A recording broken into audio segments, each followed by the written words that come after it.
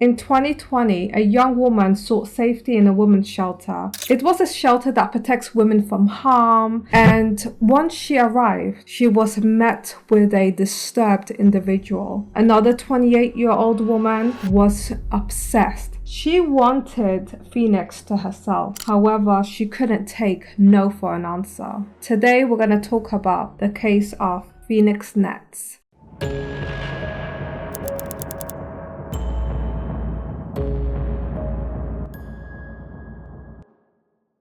Hi friends, welcome back to another true crime episode. I'm Faiza, and every week I talk about a true crime story. So today's case will have a usual disclaimer. So in this case, there's themes of violence, murder, dismembering. It's all bad, so viewers' discretion is advised. So let's start off with Phoenix.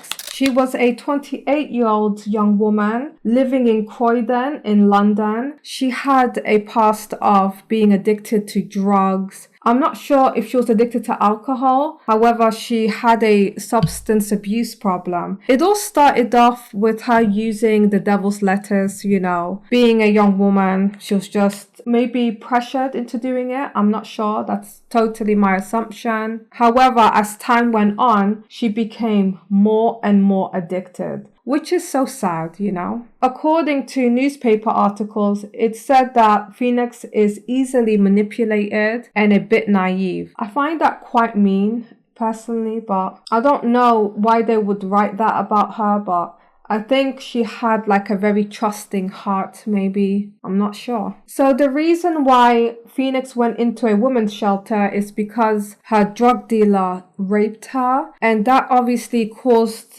some kind of trauma, and she just couldn't stay in Croydon anymore. So she had no choice but to go to a women's shelter. I think she went to the police regarding all of that. However, I don't think she pressed charges against him. So at this women's shelter, it houses 3 women at the time, and everyone has their own rooms. So Phoenix was there for a while, up until a woman decided to leave, and here comes Garika Gordon. She was a 28-year-old woman from Jamaican descent. The two became very good friends. They were hanging out with one another. They were going into each other's rooms, just talking about life and the reasons why they were in a women's shelter and so on. And Garika at first was very nice. She was, very relatable, and Phoenix didn't have any issues with her. However, as time went on, Phoenix realized that Garika wants to be more than friends. So today's case doesn't have much of a backstory on Phoenix and Garika. It's only about the crime that happened. So what happens next is quite unclear. But in May 12, 2020, Gloucestershire police swooped in on a man that was driving erratically near the town of Colford. This police stop led to a grim discovery of 2 suitcases containing human remains. The suitcases were found in a quarry near the Forest of Dean. And guess who was there? Garika. She was there, and there was a sleeping bag nearby. So it was evident that she was sleeping in the forest for a number of days, trying to burn the remains. I'm thinking, what is she doing? Oh my God. Garika was caught red-handed, and you can see everything unfold in the police body cam footage. You can see on the body cam that Garika was freaking out, trying to stop the officers from going into the suitcase. She also sounded quite drunk, in my opinion. I'm just thinking, it is over, sweetheart. You've been caught. It's done. So the officers eventually got annoyed with her, and they told her, listen, if you keep interrupting us from investigating, we're going to charge you for obstruction of justice. So the police got into the suitcase, and let me tell you, the stench was overpowering. It was intense. It was foul. And as soon as they opened the suitcase, one officer said, "Is that a body?" The other female officer seemed so horrified. Oh my God, the look on her face. I could never forget it. According to the police, the remains show that Phoenix was cut vertically, and it was just a disturbing sight to see. So during this time, there were COVID restrictions, and as you could imagine, hardly anybody was out and about. You weren't allowed to leave your house unless you wanted to exercise outdoors for 25 minutes. What I've noticed is that in this case, people are always watching. So what happened was a person was looking out the window nearby and they could hear all this commotion and they were like, what is going on? We're supposed to be social distancing and so on. And they just decided to call the police. This is how Gorica was caught trying to get rid of the evidence and disposing of a body. So let's go back a little bit. What really happened? So on April 7th, 2020, a text message was sent from Phoenix to a friend. Phoenix told this friend, quote, "There's a girl that keeps asking me to be sexual. I think I want to move back to London. I'm scared. This is creeping me out. LOL." So Gorica was pressuring Phoenix to become more than friends, like I said earlier, and she wasn't gonna give up. She was thinking, maybe if I keep asking Phoenix to be sexual with me, eventually I'm going to wear her out. This is yet another case where the perpetrator can't take rejection, and it's just so annoying. I'm going to do my eyeliner. I'll be right back. I'm not quite sure why Gorica is in the women's refuge. I'm not exactly sure what has happened to her. I couldn't find any information regarding all of that. However, what I do know is that Phoenix went up to Gorica one time because she was sick of the bullying. She was sick of the abuse at the home, and she decided to tell her, I am moving back to London and I am not coming back. And I'm thinking, girl, no, don't tell Gorica what you're up to, just ghost. However, Phoenix, she was a nice girl and she just told her plans basically. And Gorica freaked out. She was like, you're not going anywhere. And this happened while the pair were inside Gorica's room, and Gorica had a knife nearby and she grabbed it and she stabbed Phoenix 4 times in the chest. These were very deep stab wounds. And I'm thinking, she went 0 to 100 very quickly. It was absolutely terrifying. I did forget to mention that Gorica did call a emotional support line. It's called the Samaritans. And what they do is you can call them 24 hours a day, and all they can provide is a listening ear. They can't really give you advice, but you can just call them up in case you're having a rough day and you don't have all the right people to talk to about it. So Gorica called the Samaritans, and then she told them that she's in love with a woman that isn't in love with her, and she was completely drunk at this point, while she was on the phone call. And she did tell the Samaritan, the volunteer on the other line, that she feels a certain way when she is with Phoenix. But I am paraphrasing, but she was a bit more vulgar with her words. She was on the phone yeah, this girl makes me feel things and I just can't help myself. Little did Gorica know that the lines were recorded for training and quality purposes, and this was later used in court. She sounded completely drunk and she was just being very inappropriate over the phone. So on the 16th of April 2020, this is when Phoenix told Gorica that she's moving back to Croydon. She doesn't want to be in this house anymore. She's moving out. She's never coming back. And that is when Gorica lunged at her and started stabbing her repeatedly in the chest. Phoenix was left bleeding out, and Gorica was just there watching her bleed out, and she died a very slow and agonizing death. So Gorica took Phoenix's phone and she literally started texting all of her family and friends, pretending that,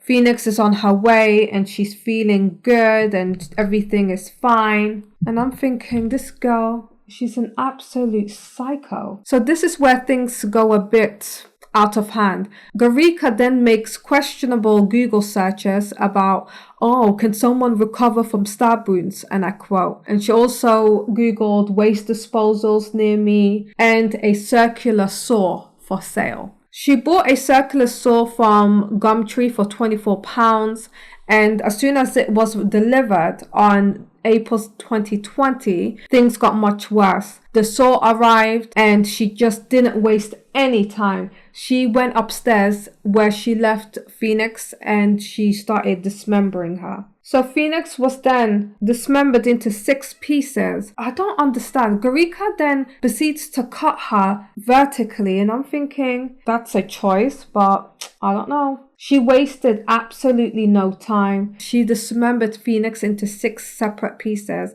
and she placed her into 2 separate suitcases, and nobody heard a thing. Nobody catched on what Garika was doing. Let me tell you, Garika went into great lengths to cover her tracks, to hide evidence. Oh my God. She literally called a waste disposal service and she got rid of a bloody carpet that was in Phoenix's room. All of Phoenix's belongings was thrown out as well. And she made sure that she didn't use her name. She used a fake name to do that. She spent hours and a lot of money trying to conceal what she has done. On a daily basis, Garika was texting her family, her friends, Phoenix's family and friends, and she was just trying to keep everybody from getting suspicious and so on. I just can't even articulate it. I just can't. Even though Garika was trying to conceal evidence, she was obviously leaving behind a paper trail, you know?